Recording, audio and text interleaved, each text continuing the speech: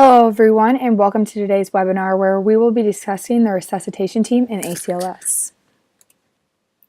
The HA guidelines for ACLS highlight the importance of effective team dynamics during resuscitation. In the community, outside of a healthcare facility, the first rescuer on the scene may be performing CPR alone. However, a code blue in a hospital may bring dozens of responders and providers to a patient's room. It is important to quickly and efficiently organize team members to effectively participate in ACLS. The HA suggests a team structure with each provider assuming a specific role during the resuscitation. This consists of a team leader and several team members.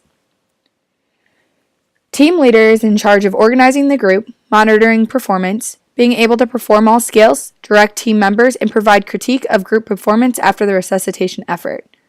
Team members' roles include understanding their role, being willing, able, and skilled to perform the role, understand the ACLS sequences, and be committed to the success of the team. Clear communication between team leaders and team members is essential. It is important to know your own clinical limitations. Resuscitation is the time for implementing acquired skills, not trying new ones. Only take on tasks you can perform successfully. Clearly state when you need help and call for help early in the care of the individual.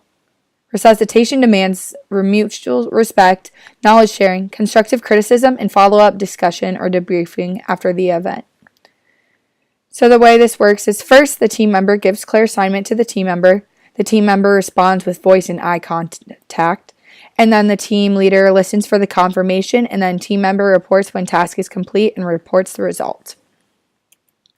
Don't forget, we offer online ACLS certification on our site. We encourage you to become certified as soon as possible, whether that be on your own time through an online course or through an in-classroom setting. You can find a link to our course in the description.